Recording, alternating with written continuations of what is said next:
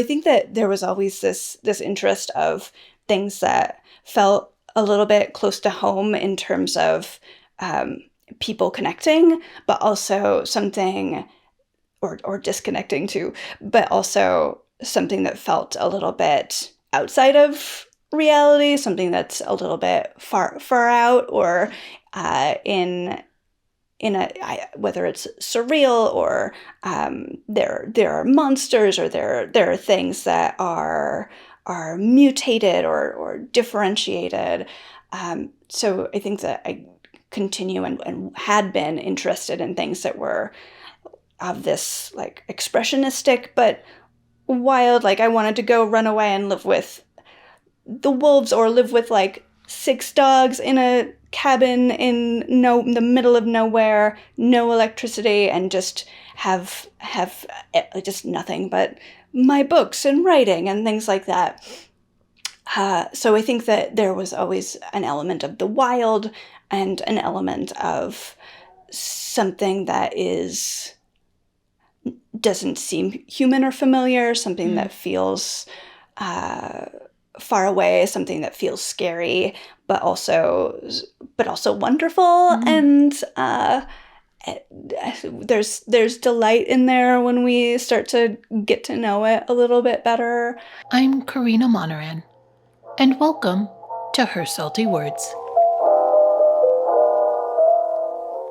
I'd like you to meet Heidi Kraay.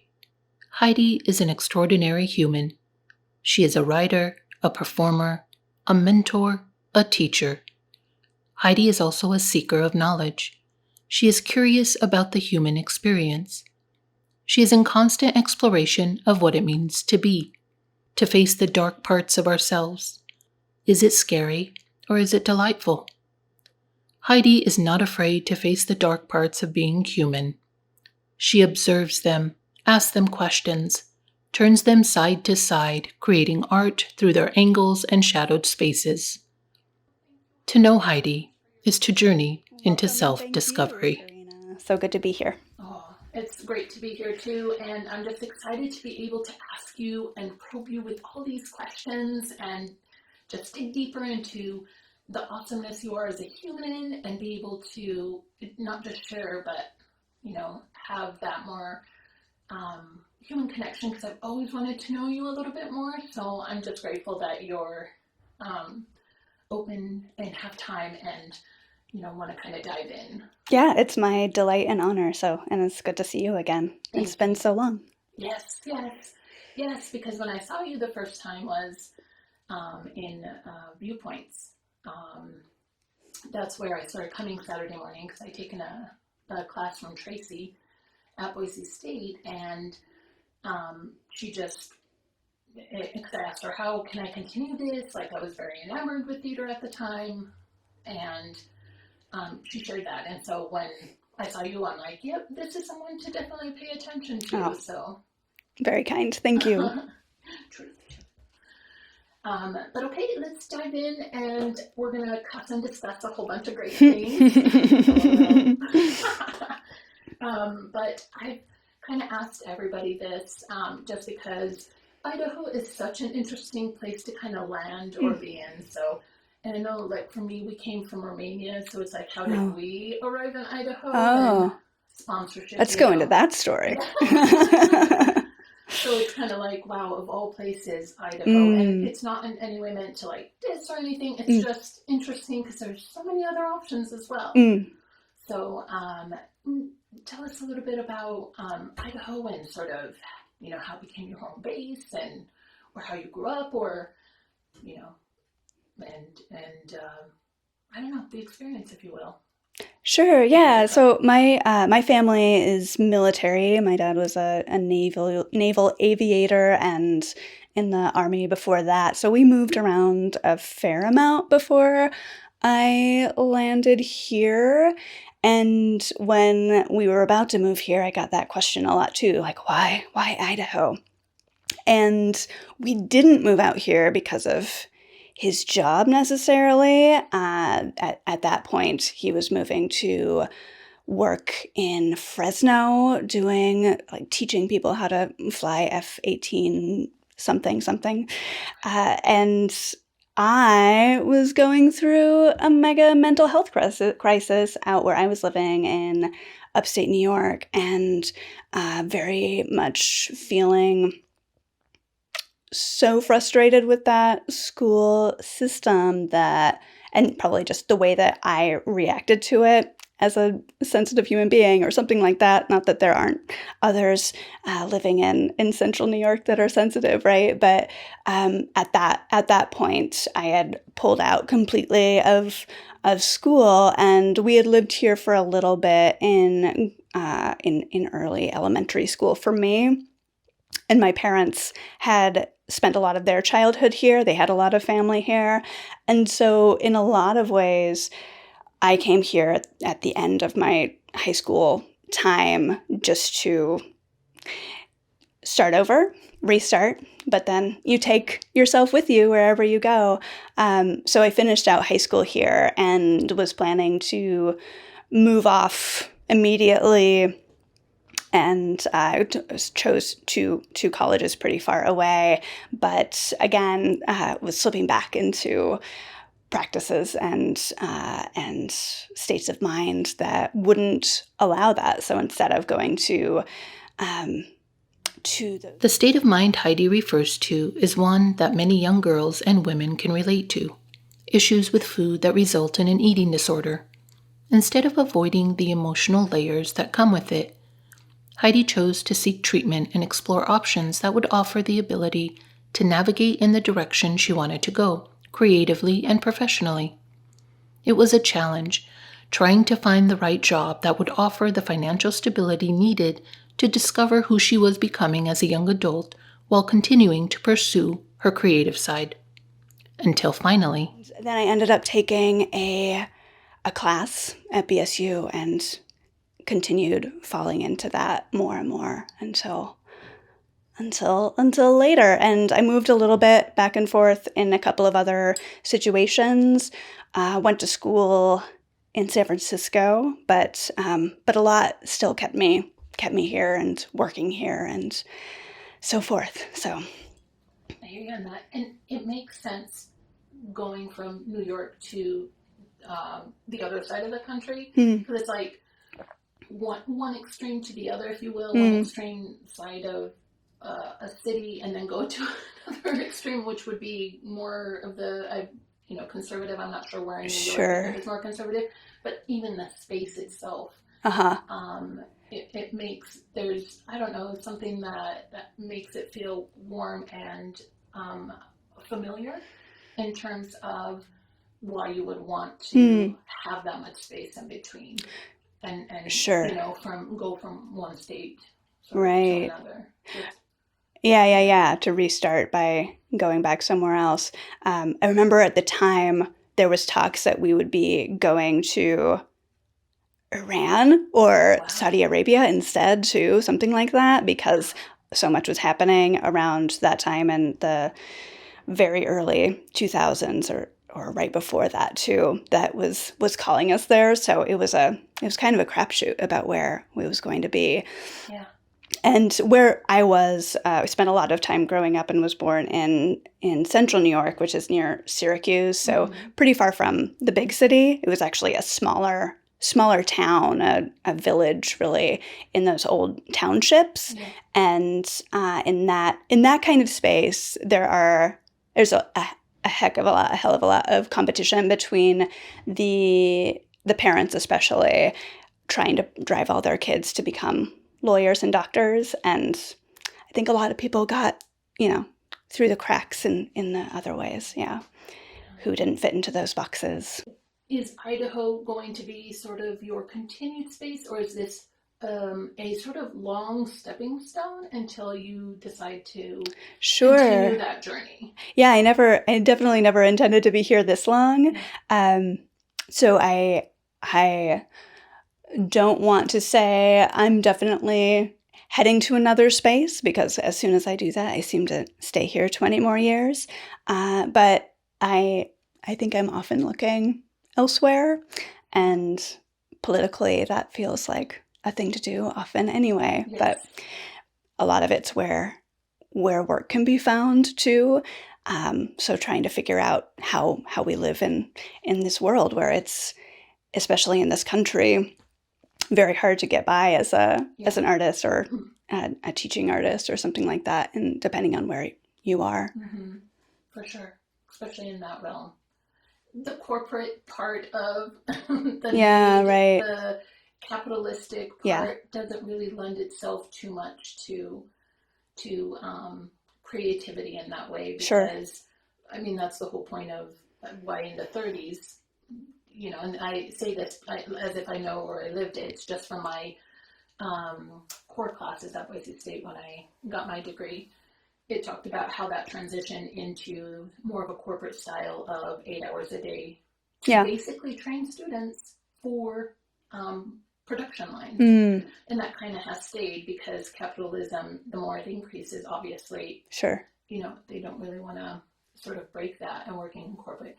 It's interesting having kids right now in this time with the corporate part, and how I have to just remind them that they have choice, that they have a voice. That when they're asked to do something, if they don't want to, like, it's okay to say no, and it's okay if they try to guilt them into it, to not internalize that and make it as if somehow they're doing something wrong, or be gaslit, or in whatever capacity that looks like, that they have a right to their experience to enjoy their job, and if that job doesn't give it to them, I think a good question to ask is, what are they offering to the employee? I think that's a fair question. Yeah, what a great thing to teach your kids. Yeah, we'll see. It's funny because they still are like, no, I'm going to do it. I'm like, yeah, they have to. I'm living vicariously through you. Right. If only we didn't just have to learn through experience. Right. Yeah. But they'll have their mom. I'll always be there rooting them on. You got this. Wow. Get them. Stand up. You have a voice. I love you. And they're like, oh my gosh. So when you shared that you came and finished high school here in Idaho, your childhood was mostly in New York. So where within there did sort of this desire to write and that creativity sort of begin to spark, and how is that process like? One thing about my parents, which I find interesting, is that though they're very conservative, and my dad's was a completely he was a military lifer. He also had this part of him that wanted to be Indiana Jones and was a world traveler and loved reading just books that were often way over my head, and literature, poetry, and anything like that, as well as science and other areas of that, and listening to opera. So I think that art just felt like a part of our growing up in a lot of ways. There were always books around, and my mom's mom had been a journalist or studied it for a little bit. My mom had studied journalist and played around with that a little bit. My siblings are incredibly creative. My brother is an amazing painter. He stepped away from that for a bit and then is getting back into that now. And my sister was born an actor and has done it ever since. And so I think that it was a natural part of everyday life in that way. Also, I'm a lot younger than my brother and sister, so I had a lot of alone time, and in that alone time, and also in moving around a lot, though not as much as so many people, as I'm learning, the more I learn, saying goodbye to people and turning up in new places and being the new kid, right? And usually being pretty shy in the corner. It was a lot easier for me to hang out by myself and read and write and play games that I made up, and lead friends I made through elaborate imagination games that felt a lot, as I look back, like playwriting, these epic mutant adventures and animal tales that anybody often lives through, though I wonder if they still do as much today. So I think that it just felt like a very natural part of my childhood. And I think that the thing that started bridging that was just knowing that I wanted to do that more and more. I had the days that I was going to be a veterinarian, but then not very much long after, I got some elementary school teacher said to my mom, she's really good at writing. And I said, that's what I'm going to be. And I think I was 12 or 11 or something like that in that matrix. And I think it just is something that I continue to coax, and that though there was some resistance, as there often might be from family now and then, saying this is going to be a really hard path for you, it was one that it was never outwardly discouraged as much as my dad wanted me to be a scientist, but it wasn't something where I felt like I had to run away from home in order to keep writing or doing those things, as long as I could find some other way to feed myself too every now and then. Mm-hmm. I think, am I getting close to your question? Yes, okay, yes. Great. I love that. Wow, it's wonderful because you were allowed to sort of discover that through having a lot of that alone time to be able to be creative. Yeah, absolutely. And in so many ways it was encouraged and still is. So there's that. And I think that, yeah, it looks different for everybody, but you can always look back and see, like, the moment my dad was driving me to graduation saying, it's too bad you were not taking you to get your biology degree. But I think that along with that, there's a lot of just putting up with me. I think that in so many ways, they just wanted me, after putting them through hell through my high school and at least mid-20s, a little bit beyond, just wanted me to survive and be okay. And if writing is what I need to do that, then they're glad to have me keep doing that. Nice. You're describing a lot of the moments having that alone time. Reminds me of Generation X. That's the generation. Yeah. Which is a very resilient generation, because we were the generation that was told to go outside once we woke up, ate breakfast. Yeah, totally. And you fended for yourself. Yeah, absolutely. And then you came home, and there was a lot of alone time. So our ability to kind of, come in and out of those spaces. Mm-hmm. And there's a lot of creativity there. I mean, the 80s were like the best. I love that block of history, decade. Yeah, just good music, and the feelings that were all there. I think there was a unity, and I think that's what it is about the generation, is that we have an understanding of each other without having to know each other. We get it.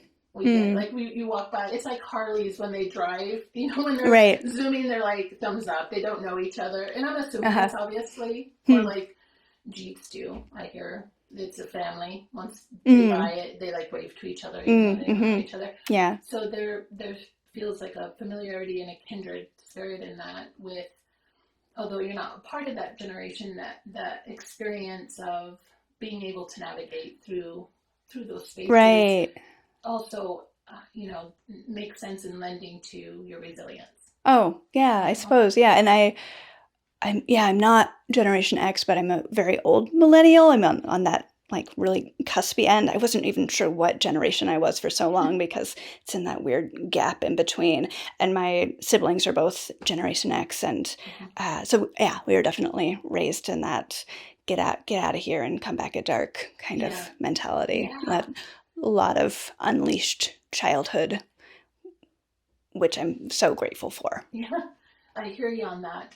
That part, I look back in fondness on mine. Yeah, there were others that were, but I really enjoyed that part of it. That there was a freedom there, and that space that you're saying, I hear Xennials, XENNIAL. Oh, I've never heard that. Yeah, that. Thanks. Yeah, it's like a 79 to 83 or something like that. Yeah. Okay. I guess I'm 1 year older than that, or 1 year younger than that, so still. But, and this is just an article. It doesn't mean that that's fact. I know, yeah. I think it's that personal experience for everybody. and how it Yeah. can connect and bridge across. Sure. Totally.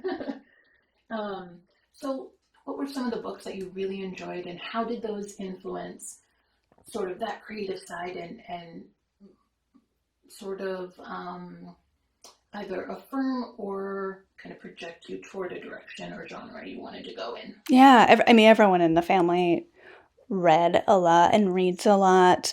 I think that starting young, I mean, there were a bunch of little books here and there, but some early ones like Roald Dahl was a big factor early on. I think of Maurice Sendak that I am getting towards more now, perhaps even, and a little bit then, but just really now appreciating his idea of the visual poem. A little bit later, I got really into the Russians and Dostoevsky and Pushkin and Gogol and some of the others, Madeleine L'Engle, A Wrinkle in Time, and yeah, I don't know. I wanted to eat it all up, but now as looking at playwrights and things like that, if I think about Sarah Ruhl, I was really into Sarah Kane for a while, and Craig Lucas, Paula Vogel, and Natalie Goldberg was a huge effect and influence, and still is, both in terms of her writing, but also her ideas of writing practice and what we do to connect with it on a daily basis, so that we have ways to think about writing as something we're actively doing physically, practicing like we would practice a sport. Those were, I mean, those are the top, how many is that? 10, something like that, that come to mind. And I mean, I was of the generation too that spent a lot of time reading and playing outside, but also so much time watching TV, way too much time watching TV. So I think that there was always this interest of things that felt a little bit close to home in terms of people connecting, but also something, or disconnecting too, but also something that felt a little bit outside of reality, something that's a little bit far out, or in whether it's surreal, or there are monsters, or there are things that are mutated or differentiated. So I think that I continue and had been interested in things that were of this like expressionistic but wild, like I wanted to go run away and live with the wolves, or live with like 6 dogs in a cabin in the middle of nowhere, no electricity, and just have just nothing but my books and writing and things like that. So I think that there was always an element of the wild and an element of something that doesn't seem human or familiar, something that feels far away, something that feels scary, but also wonderful. And there's delight in there when we start to get to know it a little bit better. And the fear, probably. Sure. Not the lack of fear, but maybe being able to kind of harness that fear. Right. I mean, I think about Maurice Sendak and Roald Dahl, and that's all over the place in both of those. How children just get through life. What do they even do? The things that they see and experience and imagine that goes into really guttural, visceral, and terrifying place. I mean, the things that Sendak would talk about being with him as an adult are these horrific memories from early childhood, and they really drove him to the last days of what he was creating. And yeah, there's a love of that. There's like a coming into grips with what that is. I was never really that interested in horror, but I know that I've written a lot in that lens. So I'm trying to find an interest in it too.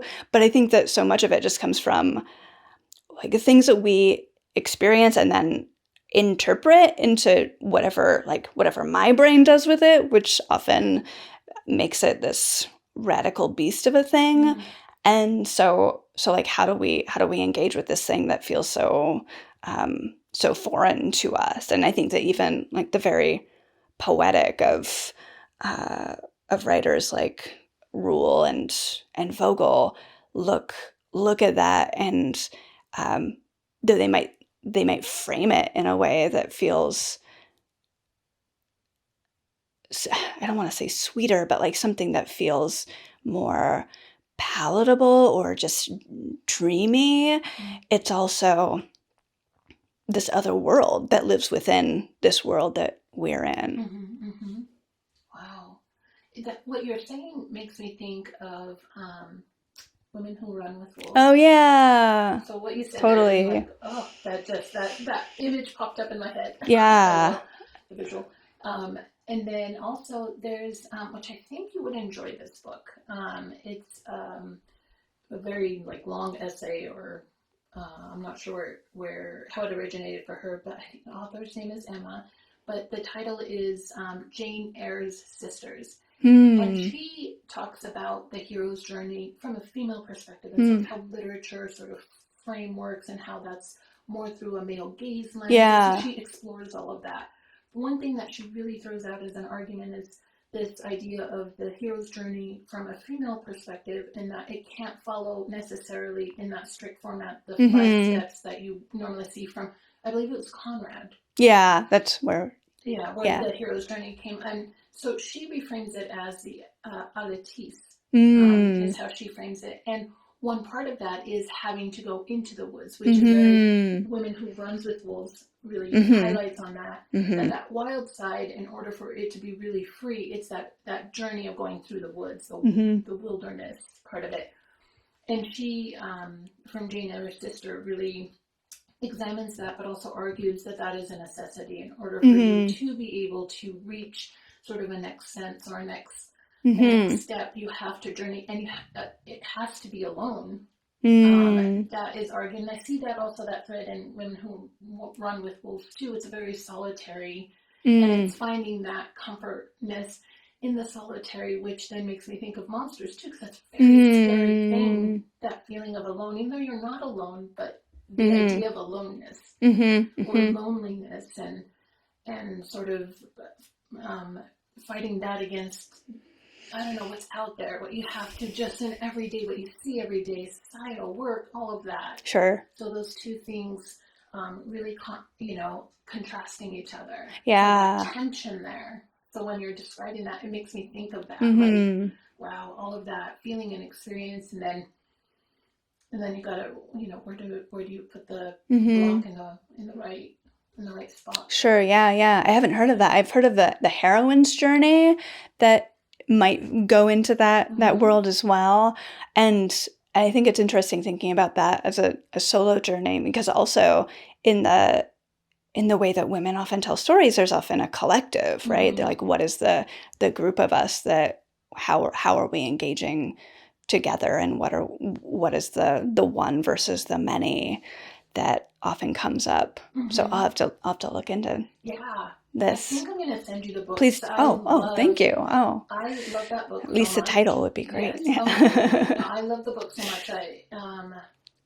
And I'm forgetting your name, and I shouldn't, but I'll remember it because she came to Viewpoints too. We hung out. Oh. But I bought it for her too because I'm like, you'll love this. But I was just so in love with it. Shannon. Sure. Oh yeah, of course. Sorry, Shannon. I think you'll just enjoy it. And I think they all sort of connect. And if anything, it kind of what you said, where women come together, even though they're all individually authors and writing from a different perspective. Yeah. It really is a collective of women sort of coming and sharing those stories so other women can. I don't know, that I just feel like there's like some really power there, that maybe is trying not to be allowed to grow over time, especially if there's an interest. Hashtag capitalism. Yeah. Corporate. And so with all the creativity in the books and then being able to experience multiple parts of the East and then coming to the West, when did your interest in exploring the human side of just of both the good and the bad begin? So, and I guess it's not so much as an awareness, but where we kind of one day we kind of sit and think, we realize like the humanness either of ourselves or of just people around us, that idea of the exploration of the good and the bad. And I don't know if there was a moment where I started deciding to study humans, I guess, as a way of looking or exploring art or vice versa. I know that as both a military brat and a shy person and a person who spent a lot of time alone and a person who was often around people, but often held back into the sidelines, not by anyone but my own self, held back, that I was constantly observing people. And I think that just continued to evolve as I continued writing and making drawings and making dances or weird little songs that I would make as a kid. And as I kept doing that, I was also really interested in shows and books and comic books and things that looked at what humans were doing. And I think that we as people are really interested in other people. And I was also really interested in people that weren't human beings. And so I think I was constantly taking and figuring out, like, how does this person work and how does that person work? Often I find when I'm hanging out with my whole family, I sometimes call it the Kraay family circus, because everyone's just talking a lot. Sometimes it's hard to get a word in edgewise. And so I often found myself holding back and observing. I think my dad did that a lot too. And he was incredibly quiet and reserved. So often we were the people just seeing what was happening around us. And so I think that there was a constant fascination there, and also a really like navel-gazing fascination with myself, especially the more I think I was always the person in the family wanting, like, well, what am I like in this way? Well, how I would ask my mom, I would ask myself, I would ask other people, like, how do I work? What is this thing that I am? And I don't think I'm at all alone in doing that. But then, especially as I found myself, like, I had an interesting schooling time where when we moved back to our house in New York, again, I decided, as I was about to enter, I would have been entering middle school, like in the middle of their middle school, and I'd only been going to elementary school at that point, and I decided I'm going to teach myself. So I convinced my parents to pull me out of the school system and have me just teach myself for a couple of years and be in this independent study homeschool thing. And then I started into high school there, and it didn't go so well. So being that kind of outsider person there, or feeling like it, feeling things happening and starting to take a turn into things that were not helpful for my body, that were not helpful for my feeling like an outsider and trying to navigate those feelings within the mind and body, over time created the space for Heidi to begin examining the connection between brain and body. How can one empathize with a fractured character, particularly when that fractured character is within you? Heidi used and continues to use writing to pull the myth, the metaphor, the monsters together to attempt connections across difference. The result has been plays that include Unwind, Hindsight is 2020, See in the Dark, How to Hide Your Monster, New Eden, Me and My Shadow, Kilgore, and many more pieces of writing. Through all of that, and then skipping out of the first year in that gap year, but not to do anything but like try to survive, and heal. I was really like both so frustrated with what was going on in my brain and terrified of it, but also really fascinated by it and seeing like what are the things that are causing this, and what are the things, and also like what does that feel like, and how is that something that how do I experience the world? Then taking a kind of sideways way into college, into a program I didn't expect to go into, and a school I didn't plan to go to. And I was planning to study English or be an English major. And then I was kind of swept into the theater scene, and convinced that like study playwriting instead. And it was really fascinating. And that's such a place of looking and seeing people and seeing how they react, and seeing what they do. And so much of playwriting and dramatic writing in general is looking at the human condition and how we function in this world. And since the ancient Greeks, and before that in ancient Africa, and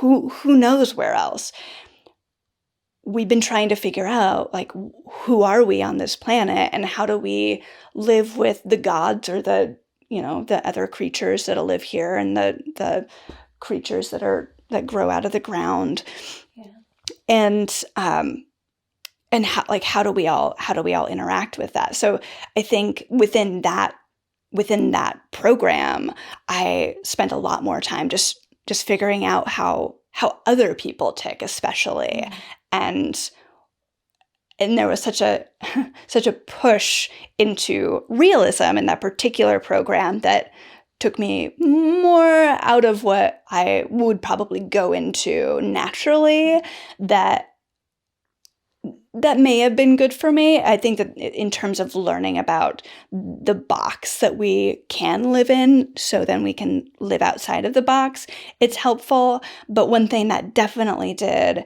is have me look almost in the scientific way that like traditional quote unquote dramatic theory can do, and see like, well, this person is doing this. Why did they do this? What do they want? How are they trying to get this? Yeah. And in that way, I feel like theater itself can be such a practice and a study of living, and how are we trying to make it through whatever this thing we're in, whatever story we're in. Later, after that program, and just spending some time both experimenting a ton in my own forms and with the things that I wanted to do, and also going on a ridiculous adventure, that it changed me in a lot of ways. I after that, going to this graduate program that is all about not just what is the art form that you're looking at, but also how does it intersect and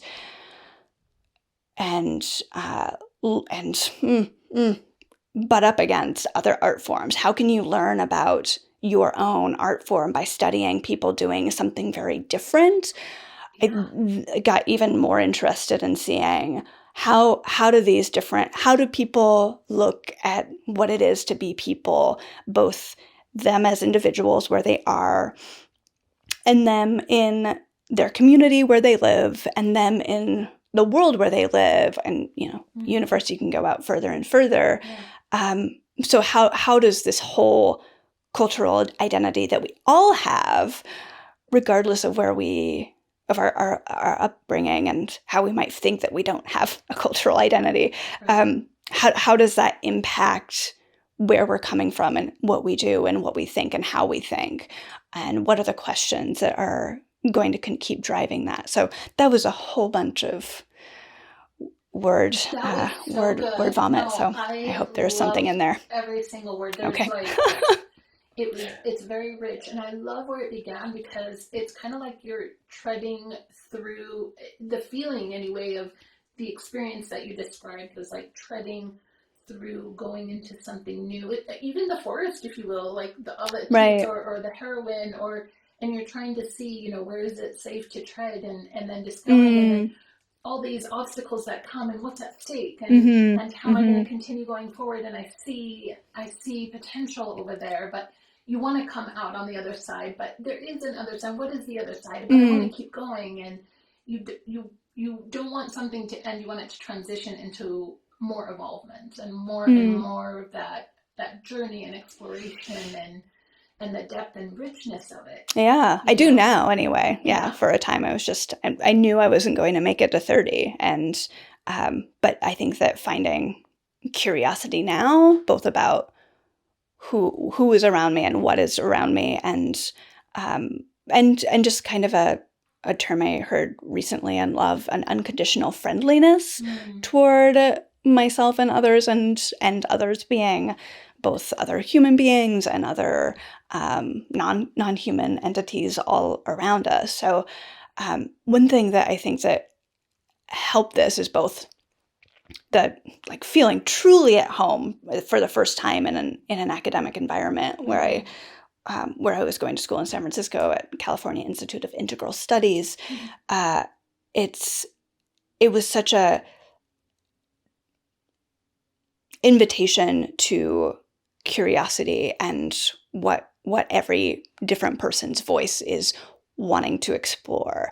And between that and going to this, probably the school that I felt most at home, which was an elementary school in Juneau, Alaska, that had a such a probably the most multicultural experience I had in a school before that time, that tried to teach us both how to eat with chopsticks from Japanese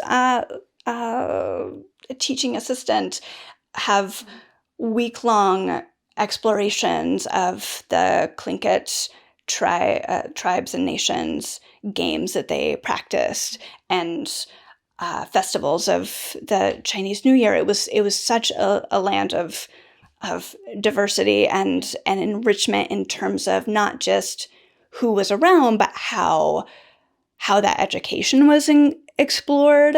I remember doing things that I never did after that in a school program for many years. And I think that, like, I always think about going back there, and I have, but like going back there also mentally, like what is that place, that kind of rainforest where we can explore what it is that we are and what we can be. And I think that those nurturing environments was really pivotal. Mm. Also, I've learned that a ton of theater directors and other people involved in the theater, and Bogart including, grew up in a military lifestyle. Wow.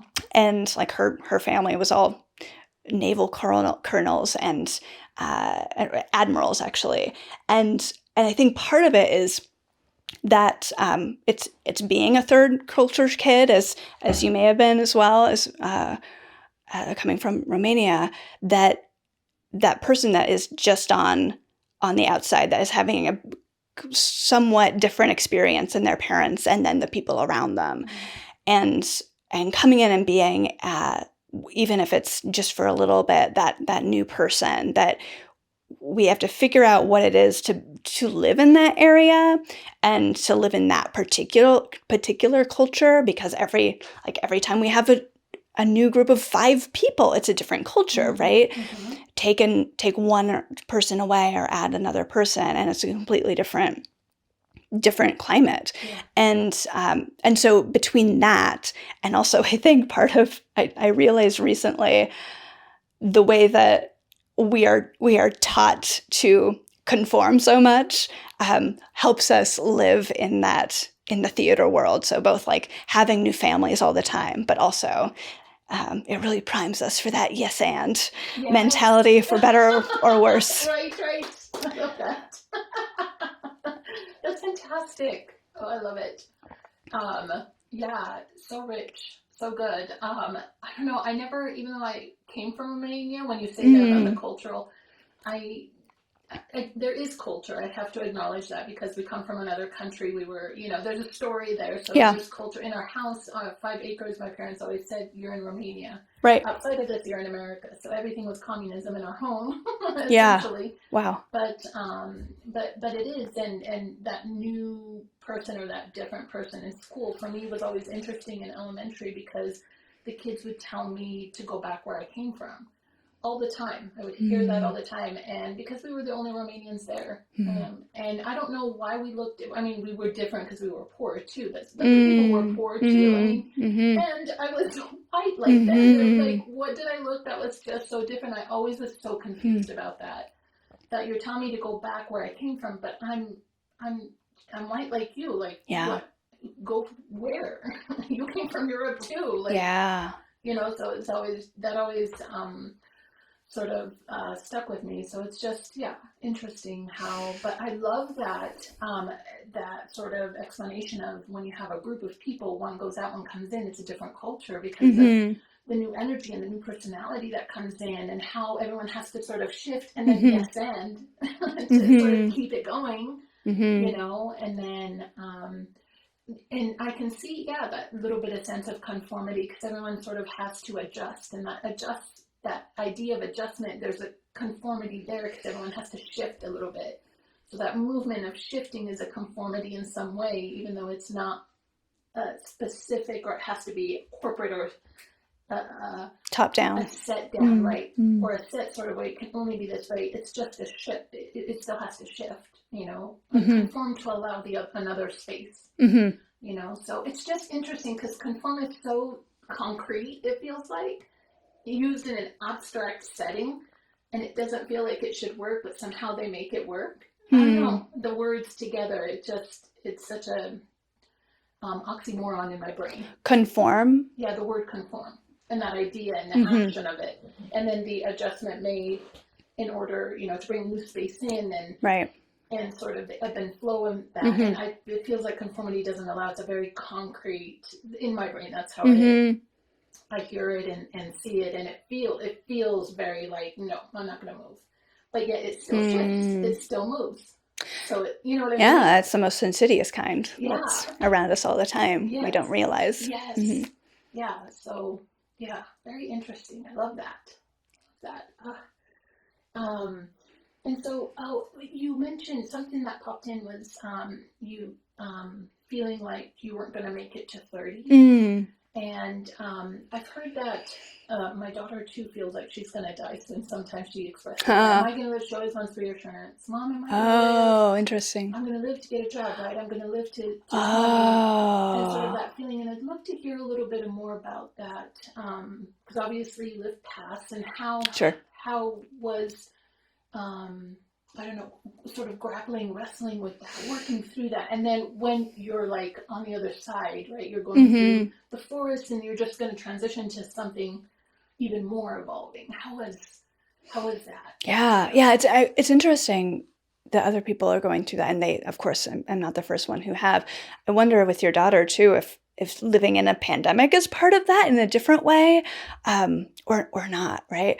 But for me, it was definitely from all of the things that I was doing to myself, like multiple suicide attempts and multiple, like I had to go to a treatment center because I was definitely going to die if I continued eating or not eating the way that I was. And then like later after that, just like whatever the mode of self-destruction that I could choose, drinking and sex and other things that were reckless, going with a sociopath, sociopath con artist guy that I was sure it was like, this is the person for me. And I'm like living like I'm in a cult with this guy in a van, and we could have died so many times. I I was racing toward it. I remember a conversation with a friend shortly before I moved from upstate New York, and he was talking about how much he wanted to live until he was an old man, and I didn't understand that at all because of the depth of the depression that I was in at the time, and that then turned to a lot of other things between depression, anxiety, and all of the great diagnoses I was given. I didn't want to see the other side of that, and I couldn't envision myself on the other side of that. If it continues like this in any way, I can't imagine. Uh, I just couldn't. I was hoping to drift off into death in my sleep every night. It was, yeah, and I often got asked how this started and what that life was like. Why am I in that space? And I think so much of it was chemicals, but other areas too. And then it was interesting going off for a year or more, being houseless, living in a way that I had no control about where I was going to be because I was taken away from everything. My possessions were sold by this person, and living on the beach, living on just living in camping spots, and coming back, miraculously. And it got much worse before it got better with this person, but getting to the very, very bottom in that sense in my upper mid-20s, where I knew that if I continued living with this person, I would either he was going to go and make this space in Montana that was going to bring all of he thought he was the second coming of Christ. He thought all of these things. He was sure he'd fought demons in his life, and literally. Yeah. And so he was going to build this space for us to use as a new beginning commune place. Most of my play, New Eden, is what could have happened had this happened. Yeah. So I'm either going to go there, get impregnated like the other people who managed somehow to break away from him, and just be stuck with this person until I wasn't, or die for sure. I was definitely sure that it was one of those two things. And I it was through writing practice that I started in the fall before the autumn before I woke up, that I for the second time picked up Natalie Goldberg's Writing Down the Bones and then Wild Mind. They came together in this book, and I read through it as I had when I was 16, but I didn't take it seriously then. I read it, and I did some of the exercises and I enjoyed it, but her rules about writing practice in terms of write without thinking, write without censoring yourself, and don't worry about spelling or grammar or even making sense, and write in a way that you don't stop your hand from moving. All of those go for the jugular. For the first time, I started writing every day like that. Every time before that, I was editing so much more than writing. And I think a lot of the way I was taught to write was that just everything was wrong. And so just have to make it right. And so in this way of practicing, whether it was 10 minutes a day before we would go off and paint houses, and before he ruined that job, I kept writing and writing through all of the abuse that also was going on, mostly verbal, but other kinds as well, especially being like taken away from your family and loved ones, and told that they're terrible people and you can't go see them. Because they're going to take you away from him. Imagine that, right? So writing about this, just writing about what was happening in this, like, what I later called the Gulag House. We were back in Eagle, Idaho, in this awful little rental that we couldn't even afford, that my parents were like hemorrhaging their own money to keep us alive by renting this place for us. I had astroturf in the kitchen. It was just so moldy, and it smelled like fly spray all over. I was writing through everything, and in spring, after we'd moved back to this area, actually in Boise, and he was trying to buy a mine, like you do, and going off and trying to figure out how to spend money we didn't have. While I was thankfully got my job back at the Morrison Center, I started rereading some of the stuff that I had started writing in the fall. And I was horrified about like what I was putting on the page, because it was true. He wanted me to write to get down our story so that I could go and like be part of this whatever fucked up mission we were on. And I started seeing like just how much I was crying through this life, and how much I had lost, like literally in possessions and otherwise, how people didn't even recognize me because they didn't see myself anymore. I was just a shell of that. How whatever he would yell at, or punching the walls, or throwing down lamps, and taking all of our money and using it on drugs or pain management, whatever. And I started to see that this isn't what I thought I was living. Wow. And I started just sitting with that for a little bit and telling someone that I had really just met when he was away trying to buy a mine. And up there for maybe a weekend, which was the longest time we had spent apart. We'd been like this the whole time, which was part of what happens, in that situation. And so coming to that conclusion, as I was telling this person, like, hey, I think let me tell you what's going on in my life, because I don't know if this is right. Yeah. And seeing his reaction, this basically stranger, and how horrified he was. And I was saying like, oh, I guess I should leave this person that I had promised so much I would never do, like all of the other people, that the horrible people who had left because they'd all given up on his dreams, his whole family, everybody.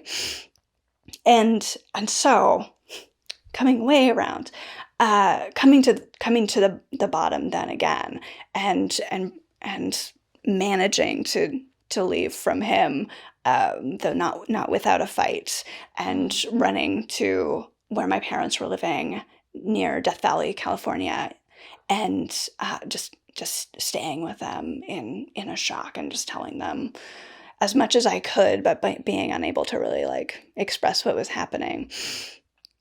I think it was really that those moments that I knew I needed to do something different. This episode was written and directed by Corina Monneran. This podcast is produced by Salti Words Productions. If you like what you hear, please subscribe to Her Salti Words on your preferred podcast platform.